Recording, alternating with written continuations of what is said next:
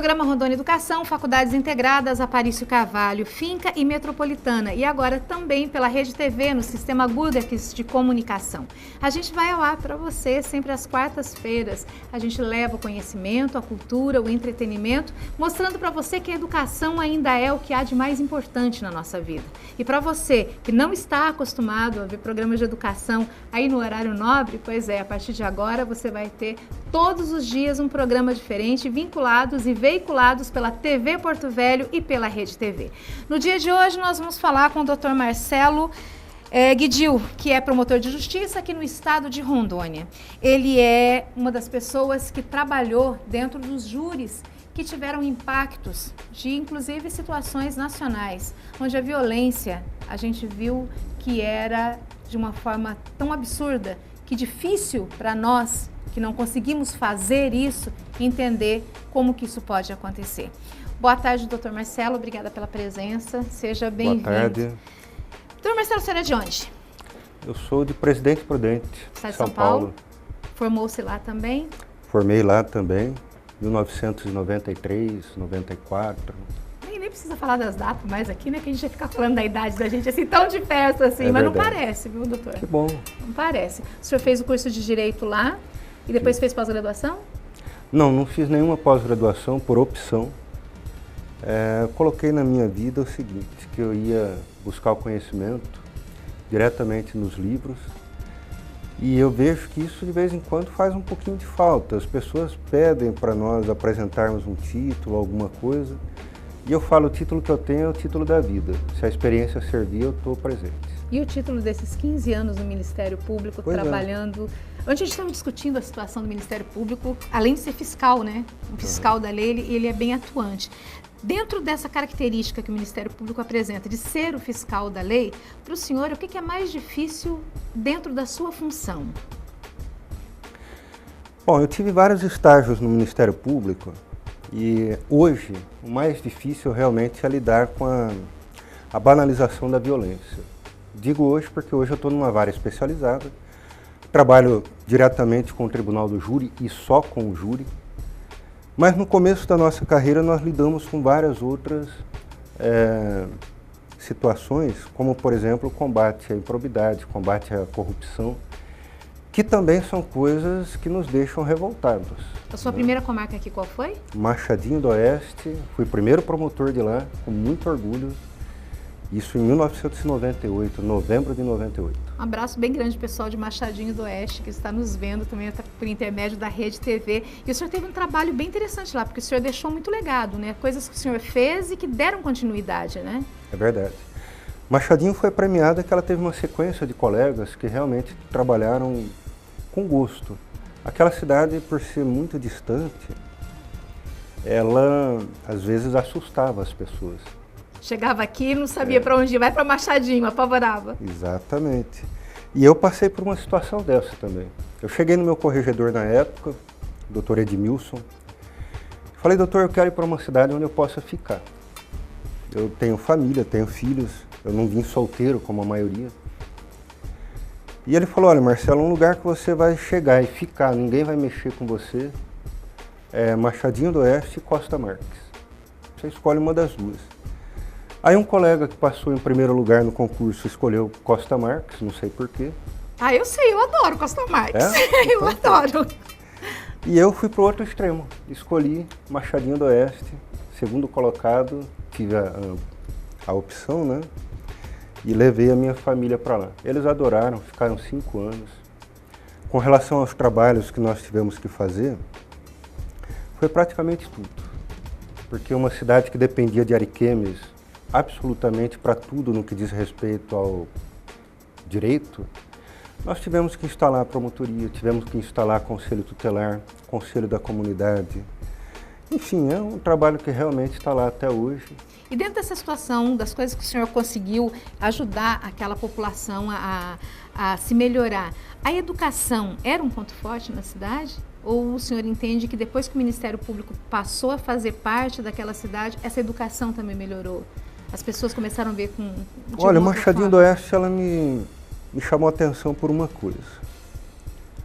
Os educadores lá, muito comprometidos. todos eles muito comprometidos. E eu vi uma escola chamada Joaquim Ferreira da Rocha, acho que é o nome dela, onde você tinha uma certa excelência na educação. O corpo diretivo lá era comprometido com a qualidade da merenda escolar, com os problemas que as crianças traziam das suas casas, e isso refletia no rendimento. Essa cidade, no início, quando o senhor chegou, ela tinha escola particular? Tinha uma escola particular. Essa escola particular também tinha uma qualidade que me surpreendeu. Eu não esperava encontrar lá uma escola que, além de ser particular, também usasse a apostila. Não vou citar o nome dela, mas uma apostila que é usada nacionalmente, né? Conhecida. E os professores habilitados para lidar com aquilo. Isso né? é gostoso de ver, né? Porque o Nossa. senhor falou que tanto o pessoal do Estado, município, como das escolas particulares primavam pela excelência e qualidade do ensino. Chamou realmente bastante atenção. E aí nós começamos um trabalho de aproximação, porque eu acho que o melhor parceiro que o Ministério Público tem são as escolas e os professores. E ali foi o primeiro caminho que eu trilhei para conseguir parceiros, porque o Ministério Público precisa disso. Qual que é o papel do Conselho Tutelar junto ao Ministério Público? Ele é parceiro ativo? Em Porto Velho eu trabalhei pouco com o Conselho Tutelar. Na época eu percebi uma coisa muito ruim, que era uma politização. As pessoas fazendo uma espécie de campanha eleitoral para poder chegar ao poder, vamos dizer assim. Então não posso falar muito de Porto Velho. Mas de onde o senhor começou, o senhor também instituiu o Conselho Olha, Tutelar Machadinho lá? do Oeste, pelo menos os 2 ou 3 primeiros conselhos tutelares que eu trabalhei com eles, que coisa maravilhosa. O pessoal ia atrás, procurava saber realmente qual era o problema, não só imediato, mas o problema que tinha por trás daquilo, e procurava soluções duradouras, né? Nós nos deparamos muito com vitimização.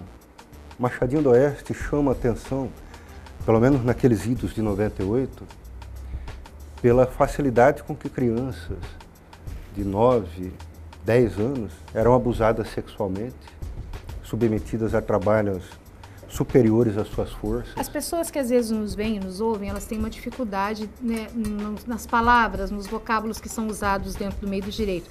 Para essas pessoas que não conseguem entender, o que é vitimização?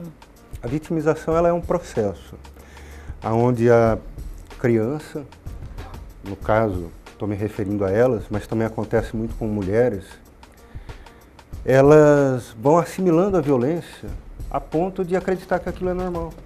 Passa a se tornar uma rotina para ela. Isso também vem a ser a banalização do mal? Ah, com certeza. É tão comum que para mim já não faz diferença? Com certeza. O senhor atribui isso dentro daquilo que o senhor trabalhou aqui, a falta de educação, a falta de políticas públicas, ao comprometimento daqueles que deveriam fazer e não fazem, um conjunto de tudo isso?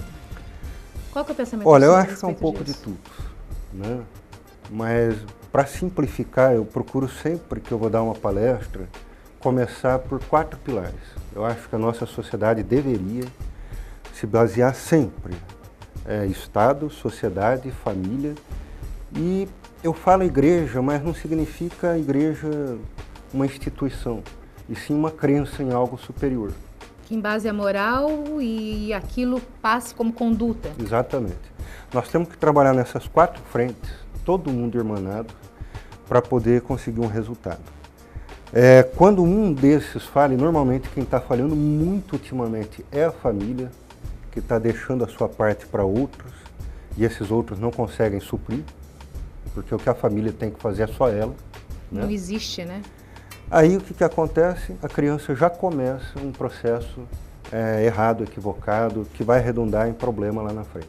Na entrevista que eu estou fazendo com o senhor, uma das situações que eu vou citar nos outros blocos é a respeito dessa banalização do mal relativa às crianças e relativa ao seu trabalho junto ao Tribunal do Júri. O senhor fez recentemente um júri que chamou a atenção pelo requinte de crueldade, pelo requinte de falta de moral, falta de ética, falta de postura, falta de tudo aquilo que o ser humano, como o senhor mesmo citou agora, talvez pela falta da família, venha fazer. Eu não quero nem que o senhor faça o comentário do júri agora, mas só diz pra gente, tem como fazer um júri desse porte e não colocar a própria situação da sua família ali, tem como falar de uma criança de 9 anos sem lembrar que o senhor tem filhos e que poderia acontecer uma situação dessa?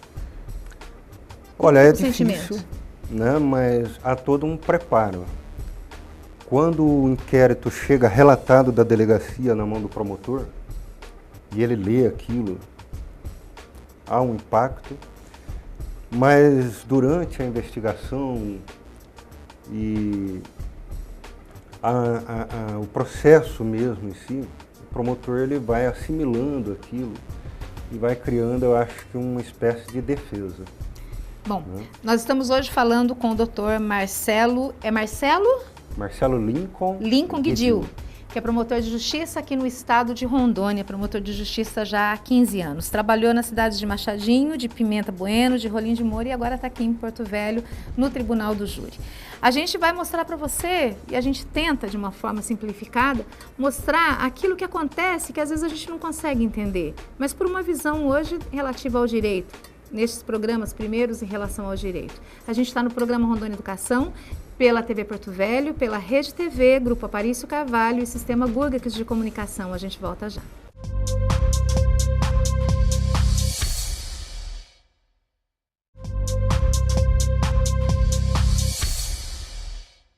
Programa Rondônia Educação, TV Porto Velho. Uma educação pela pedra, por lições. Para aprender da pedra, frequentá-la, captar sua voz linfática, impessoal. Pela dicção, ela começa as aulas. A lição de moral, sua resistência fria ao que flui e ao fluir, a ser maleada. E a de poética, sua carnadura concreta. A de economia, seu adensar-se, compacta, lições da pedra. De fora para dentro, cartilha muda. Para quem soletrá-la? Outra educação pela pedra é a no sertão. De dentro para fora e a pré-didática. No sertão, a pedra não sabe lecionar. E se lecionasse, não ensinaria nada. Lá não se aprende nada.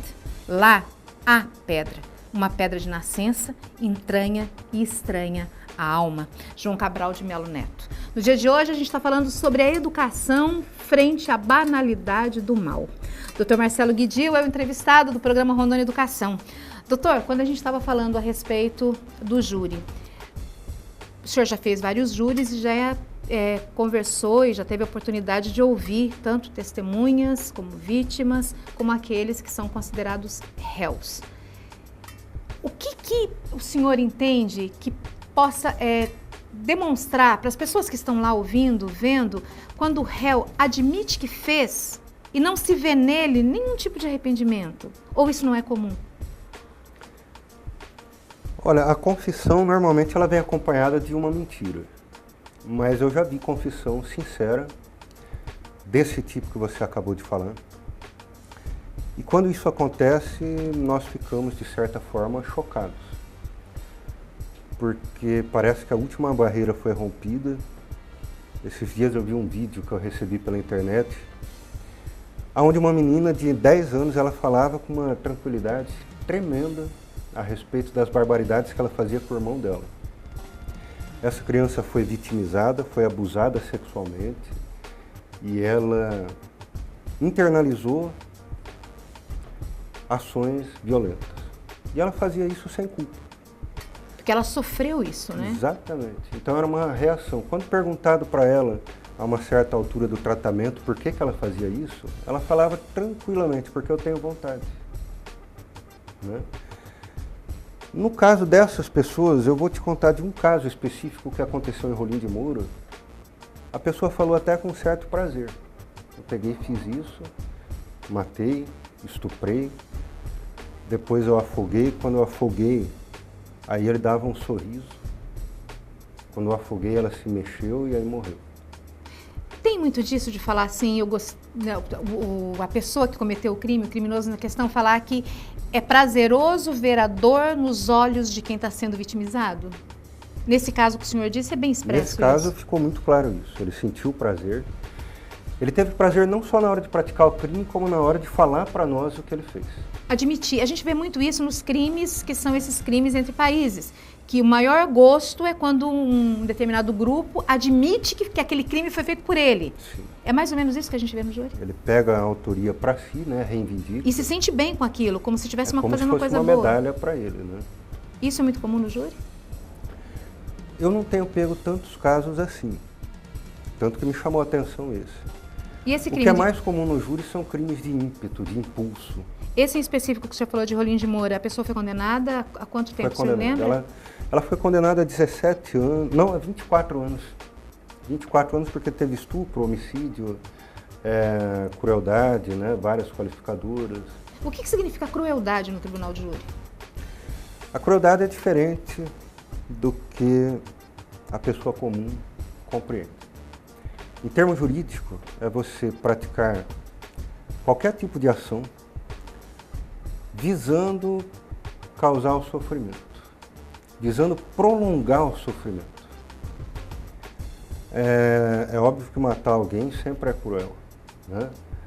Mas no caso do homicida cruel, o que ele faz é o seguinte, ele escolhe meios ou modo através do qual o sofrimento se prolongue e a vítima possa sofrer mais. Isso é o que nós consideramos crueldade. Como crueldade, que seria um agravante na pena? É um agravante que, por ser já na parte especial do Código Penal, é chamada de qualificadora. Como que o senhor vislumbra a fisionomia dos jurados, das pessoas que estão ali no momento em que esse réu admite que fez e demonstra esse prazer? Dá um choque, além do senhor, porque o senhor está lidando, mas eles são pessoas comuns, que não estão acostumados com essa frieza. As pessoas ficam praticamente procurando assim, um motivo. Ninguém sai de casa para condenar. Ninguém, nenhum jurado sai de casa para condenar, eu nunca vi.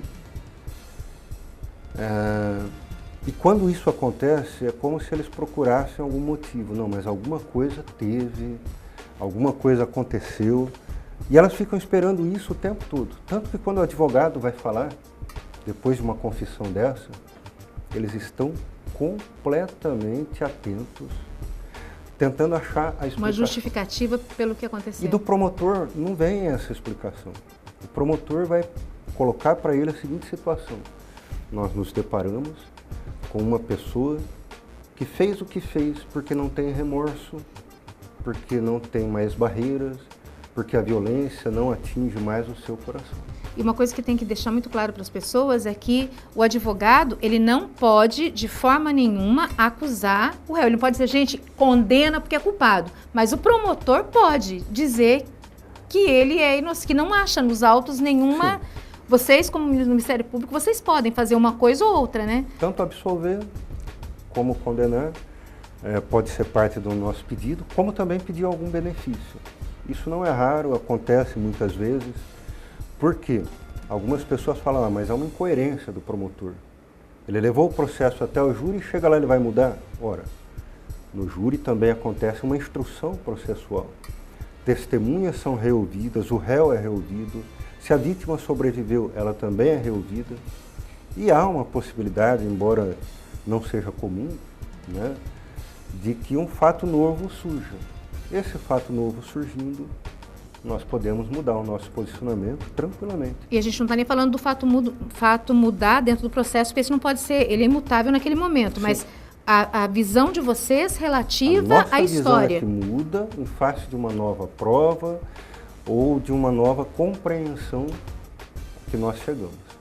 O ser humano, ele é passível de mudança. Hoje é admitido ainda, como que funciona assim para as pessoas também que não sabem? Porque às vezes a gente tem um crime, aconteceu um crime em tal lugar, e a pessoa, no afã de ajudar, ela mexe em tudo, ela tira a pessoa do lugar, ela limpa, ela lava, a menina foi estuprada, a mãe vai lá e dá banho na menina, tira toda a possibilidade do DNA, enfim, qual que seria, como que deveria ser? Eu sei que é difícil, mas como que deveria ser o procedimento das pessoas que chegam na hora que aconteceu um determinado crime?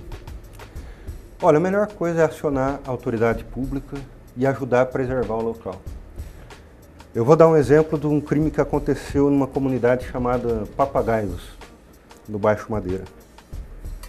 É impressionante, a menina foi violentada com um instrumento bastante agressivo, o corpo dela ficou dilacerado e ela caiu perto de casa. A família cercou o local onde o corpo estava. Colocou um lençol por cima, acendeu velas em volta e deixou ali. Eles esperaram 2 dias, praticamente. Para poder chegar alguém que... Para poder chegar alguém. Né? o tempo da pessoa ir, avisar, depois voltar. 2 dias não, foi 1 dia e pouco. Mas esperaram. E isso auxiliou, com certeza, na instrução. Foi ótimo, porque nós encontramos evidências no local. É porque a gente sempre fala assim, se uma mulher foi estuprada.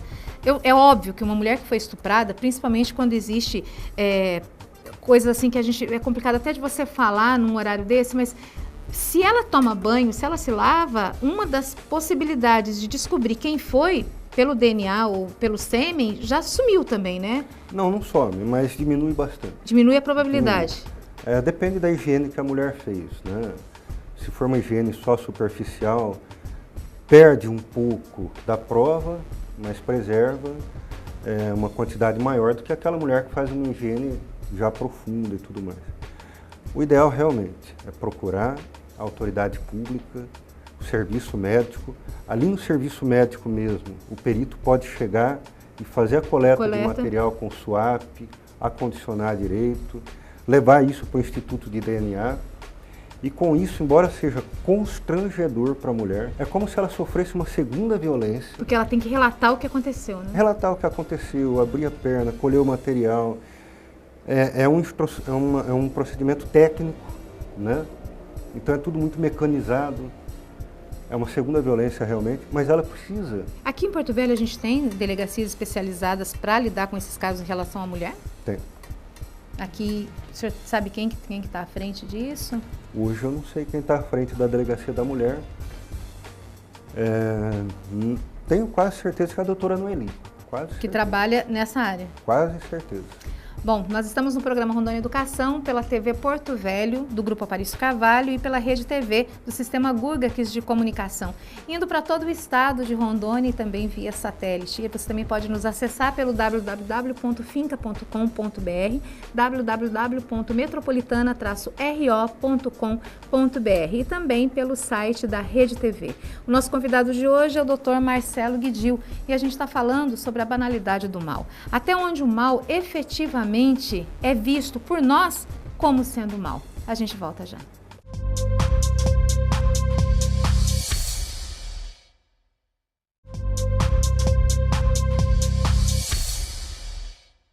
Programa Rondônia Educação, Faculdades Integradas Aparício Carvalho, Finca e Metropolitana estão abertas para você aí a proficiência da Finca e da Metropolitana. Basta você fazer aqui agendar a sua prova. Fazendo o agendamento da prova, você escolhe o dia e a hora que melhor for para você. E aí você pode, na comodidade sua, no seu tempo, na sua hora, vir aqui fazer a sua prova.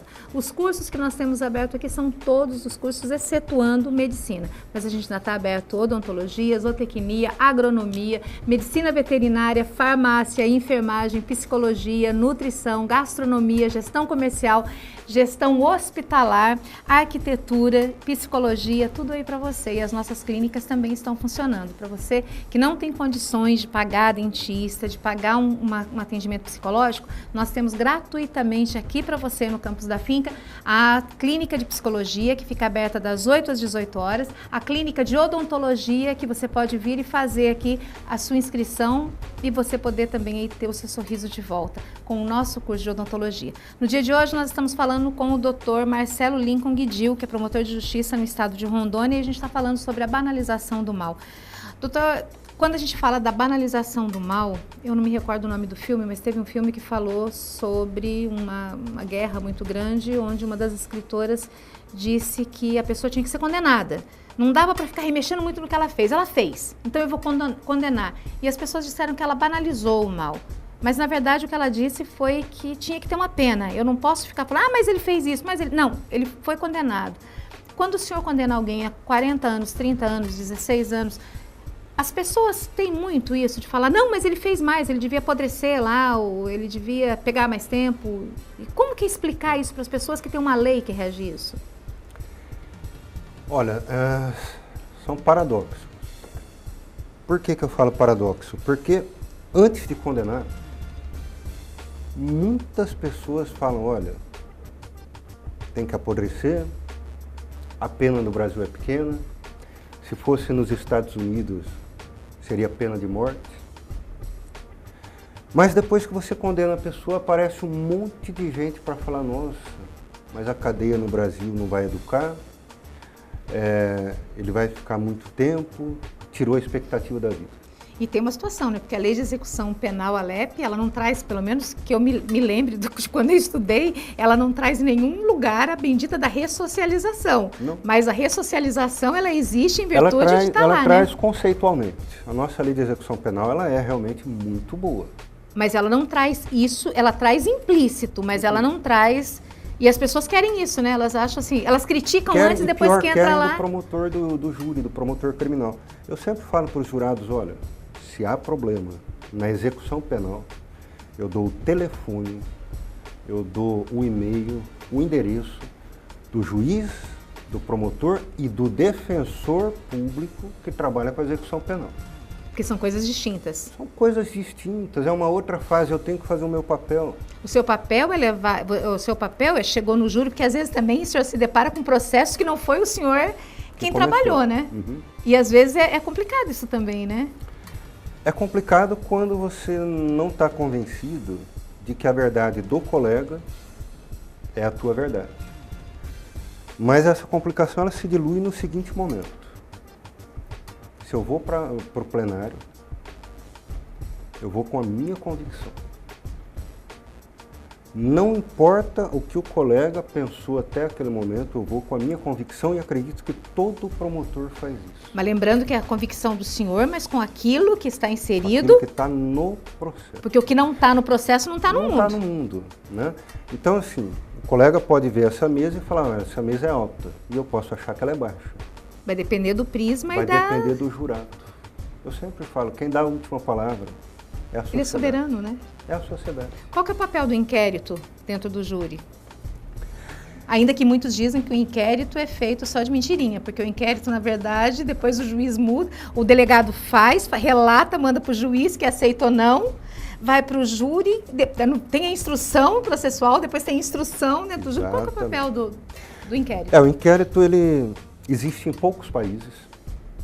O Brasil já se discute, graças a Deus, a possibilidade de acabar com o inquérito. E eu acho que isso seria salutar. O inquérito é a investigação da autoridade policial, que é o delegado de polícia, materializado em papéis, né? Então, cada diligência que é feita vira um pedaço de papel que é autuado. Isso é um inquérito. Só que ele é feito hoje sem participação do juiz e do promotor, e do advogado ou do defensor público, de forma que quando termina a investigação, nós temos que passar tudo aquilo por um novo filtro, onde as pessoas vão ser reouvidas para que se dê o direito ao contraditório e à ampla defesa. Ora, nós poderíamos ter feito isso desde o começo. Todo mundo junto. Todo mundo junto, né? Talvez isso ocorra no Brasil. Falando do júri que o senhor fez em relação ao crime que aconteceu em Jaci, Paraná, quantos anos tinha a vítima? A vítima tinha apenas 9 anos de idade. Quantas foram as pessoas que participaram do crime? 2. 2 pessoas? 2 pessoas. 2 homens, 2 mulheres? 2 homens. Um homem que, inclusive, tinha morado na casa por um tempo e outro homem que era colega dele. O inquérito policial, nesse sentido, desse crime de Jaci, Paraná, ele foi salutar? Assim, ele houve? Foi. A autoridade policial trabalhou muito bem nesse caso. Houve coisas que não puderam ser feitas por carência dos nossos institutos de IML, Instituto de Criminalística. Mas eu digo sempre uma coisa. A prova que condena, ela tem que ser suficiente para a condenação. O que eu quero dizer com isso? Se o que eu tenho ali no inquérito me dá a certeza processual de que aquela pessoa é culpada, eu já posso condenar, ainda que eu pudesse fazer mais um monte de prova para comprovar a mesma coisa. Mas aquela ali já era suficiente? Já era suficiente. Nós conseguimos situações, por exemplo, eu vou entrar nesse detalhe porque não expõe a vítima, certo. Senão eu não poderia falar. Mesmo porque a vítima é menor de idade. Esse Sim, é o motivo até de idade. não citar Então, nome, diferente de outros que nós já falamos para lá. falar nesse assunto. Mas esse detalhe eu posso falar.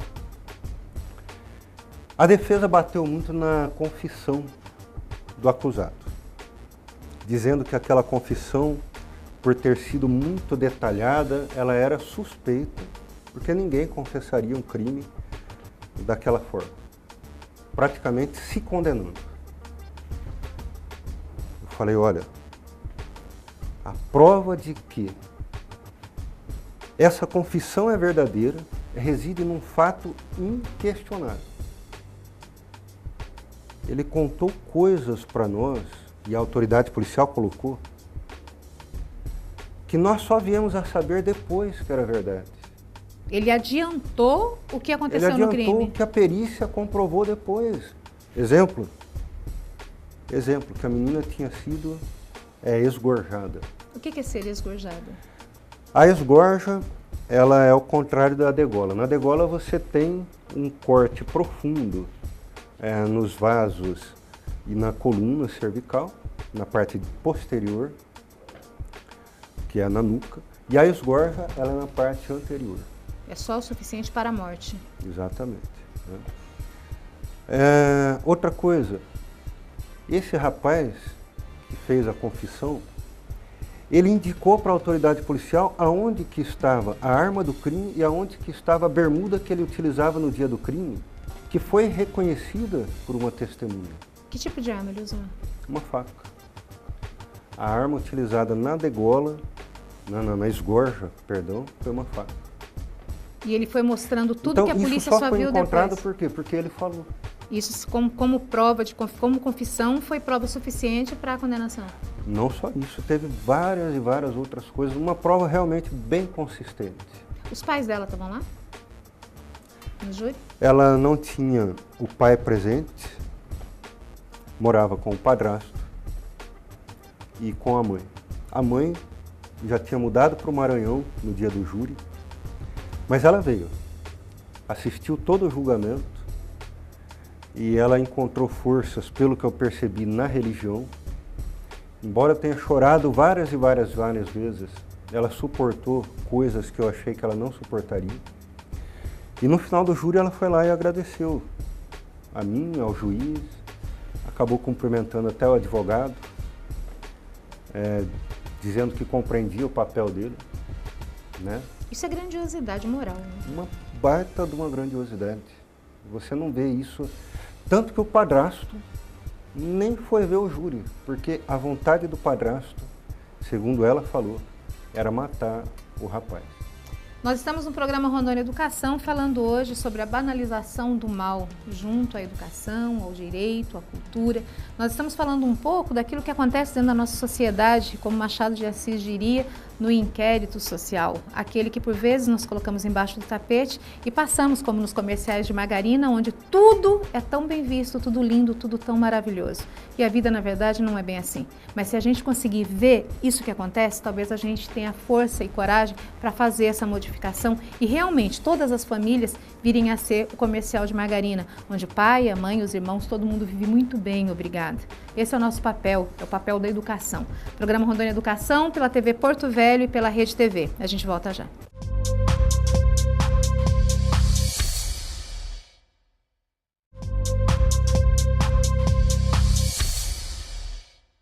Programa Rondônia Educação, TV Porto Velho, Grupo Aparício Carvalho e Rede TV, Sistema Gurgak de Comunicação.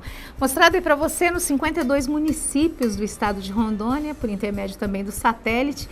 A gente está pelo canal 12 da TV a cabo e também pela internet, www.finca.com.br. O seu canal do conhecimento, a porta para o conhecimento. Hoje nós estamos falando com o Dr. Marcelo Guidil, que está falando sobre a banalização do mal.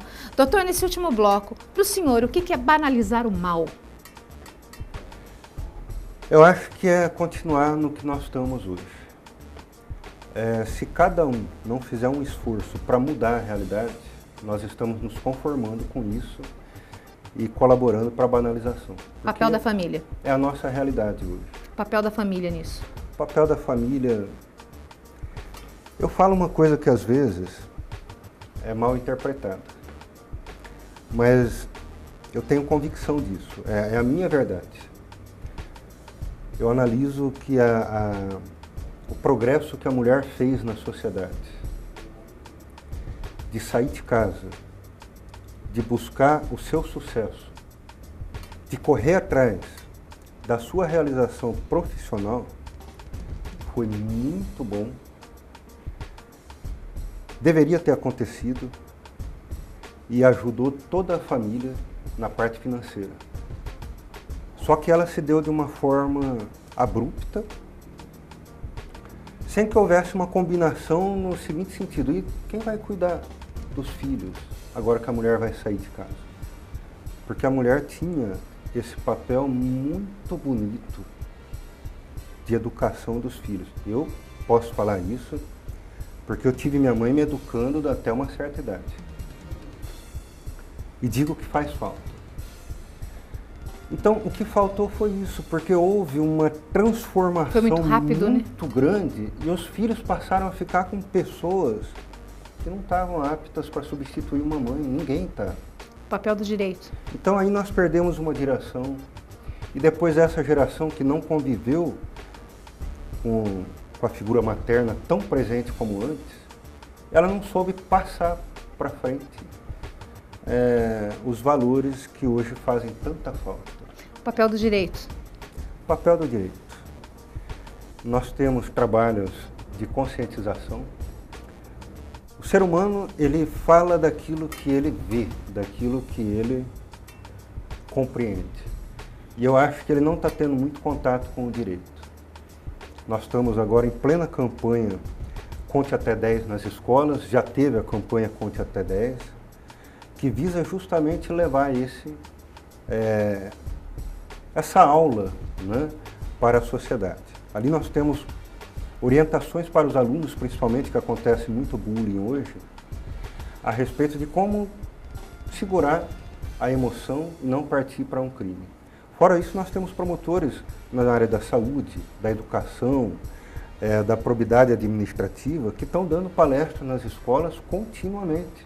E o senhor, caso alguma dessas pessoas que nos veem e nos ouvem que quisessem assim, que o senhor falasse a respeito dessa situação, do que o senhor entende, elas podem entrar em contato por intermédio do Ministério Público? Podem, esse trabalho eu faço, né? Eles fazem contato normalmente através do Ministério Público, ligando para um centro de apoio que nós temos lá, chama Centro de Apoio Criminal. E aí basta pedir uma palestra do promotor do júri e eles vão conversar com todos que puderem ali, para que um possa estar presente. Armando Otávio e Maria Aparecida na sua vida?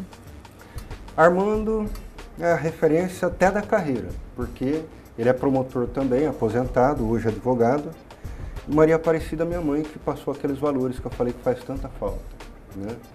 Pessoas que me ajudaram a construir inclusive meus filhos, porque são avós muito presentes, e que tem uma referência muito grande em toda a nossa família, digo assim, para os primos, sabe, os mais afastados, porque são pessoas que têm uma coisa muito bonita, que é a recepção. A casa deles é a casa que recebe a família. Isso me fez uma pessoa privilegiada. O júri que o senhor fez, o senhor me disse que viu, se assombrou pelo que aconteceu. Quantos anos a pessoa teve de condenação? Esse de Jaci-Paraná? Jaci-Paraná. 37 anos e 6 meses foi a pena que ele pegou. Se ele tiver bom comportamento, que eu não concordo, mas se ele tiver bom comportamento, quanto tempo ele fica para sair? Ele vai ficar no regime fechado 1/6 dessa pena. Isso se a pena não for alterada, porque ele recorreu. Certo. Né? Então, tanto ele pode ir a novo júri, quanto a pena pode ser abaixada. São dois pedidos que ele fizeram. Mas ele cumpriria 1/6 em regime fechado. E depois? Perdão. Como é crime hediondo, ele cumpriria 2/5 em regime fechado. O senhor acredita que a pena faça justiça? Não. A pena, na verdade, é um paliativo, é uma forma de você retirar a pessoa da sociedade e tentar, nesse meio tempo, fazer com que ela se encontre e se transforme, ou que o Estado chegue junto dela e a transforme. Na nossa situação prisional, isso pode acontecer? Hoje? A situação prisional nossa, ela não é uniforme. Nós temos lugares onde está sendo feito um trabalho muito bonito na área de execução penal, com ressocialização mesmo. E há lugares onde nós temos depósitos de presos. Eu falo da minha cidade, do coração, uma delas, né, que é Machadinho do Oeste, Pimenta Bueno, onde eu trabalhei, mas falo especificamente agora de Rolim de Moura. Está tendo um trabalho bom também. Lá nós temos um trabalho na execução penal muito bom, a começar pela existência de todos os sistemas de restrição da liberdade. Nós temos albergue, nós temos semiaberto com produção dentro do estabelecimento e nós temos o regime fechado. E não temos preso em cadeia. Não existe preso em delegacia de polícia, perdão, em delegacia de polícia. Então você consegue trazer a população para perto, porque até o presídio que tem ali é um presídio regional, as familiares estão perto, né? Você consegue colocar eles para trabalhar, a comunidade está sempre presente por um conselho da comunidade que é participativo. E o promotor de justiça, todos que passaram, têm uma característica, eles se envolvem. Isso eu tenho conhecimento porque eu converso com eles até hoje.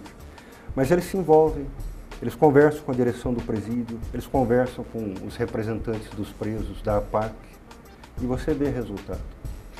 Doutor, muito obrigada pela entrevista. A gente agradece o fato do senhor vir falar com as pessoas que nos veem e nos ouvem a respeito um pouco da função mesmo do Ministério Público, mas eu acredito que mais do que falar do Ministério Público é falar a respeito da vivência de homens e mulheres que trabalham à frente da instituição jurídica, que trabalham... Vocês podem até não fazer a aplicabilidade total, mas dão a possibilidade dessa aplicabilidade. Muito obrigada e espero que o senhor tenha muito sucesso e que todas as coisas que o senhor sonhar aí para frente, que for realidade, possa acontecer. Muito obrigada e fica as nossas câmeras para o senhor aí deixar o recado do senhor para o nosso estado. Tá, ok, eu agradeço também pela oportunidade. Gostaria de conversar com você mais vezes, se isso for possível. Com certeza. O assunto ele é muito amplo, né? Mas eu não me canso de fazer esse trabalho pelo seguinte: o Tribunal do Júri, quando você vai para ele e faz aquele trabalho, significa que algo já faliu. Um crime já aconteceu, uma vida já se perdeu ou quase perdeu, no caso da tentativa de homicídio. E eu acredito mais no trabalho preventivo. Temos uma coisa muito bonita em andamento, que é o Conte Até 10 nas escolas. Isso é motivo certamente para mais um programa e eu estou disposto a ajudar a sociedade dessa forma também, preventivamente, evitando que a pessoa cometa o crime. Então o recado é o seguinte: conte até 10. Segure a emoção, porque a tua vida vale mais. Bom, obrigada, doutor Marcelo. E no dia de hoje a gente fecha o nosso programa dizendo que o programa Rondônia Educação, que vai pela TV Porto Velho, pela Rede TV, nos 52 municípios do estado de Rondônia, hoje fecha o programa com uma notícia do dia 9 de junho de 2014, do falecimento de uma das melhores e maiores radialistas do estado de Rondônia. Conheci por pouco tempo, mas tive uma convivência boa. E no dia 9 de junho, ela saiu daqui para, com certeza, fazer comunicação em outros lugares. O nome dela é Rose Venturini e a gente espera que, onde quer que ela esteja, ela possa ter deixado o legado em Rolim de Moura, em Ji-Paraná, aqui em Porto Velho. Por intermédio de tantas campanhas, ela conseguiu mostrar a força que a mulher tem. Ela conseguiu mostrar, dentro de um estado de amor pelo Brasil chamado Rondônia, que valia a pena, dentro de uma rádio AM, fazer propaganda de café. E ela fazia com propriedade. E um dia ela me disse que ela só poderia fazer a propaganda do café se ela fizesse o café e tomasse. E um dia o café estava horrível. E ela disse no ar: meu café está uma porcaria. Mas não é o café, sou eu que não sei fazer. Rose Venturini, eu espero honestamente do fundo do meu coração e em nome de todos nós da TV Porto Velho que você esteja num bom lugar. E as nossas orações serão para você sim. Mas não foi pelas coisas que você disse, é pelas coisas que você com certeza deixou. E uma delas é que a gente como mulher tem que tentar sempre ter um futuro bom. Acreditar nisso e fazer disso uma mídia todo dia, uma propaganda todo dia. Ficar em evidência, se colocar no nosso palco. E se ninguém nunca fizer um palco pra gente, que a gente pegue uma caixa de fósforo, que a gente pegue o palito, suba nela e cante a nossa canção. Mulher é sexo frágil, mas a gente consegue. Programa Rondônia Educação, a gente volta no próximo programa.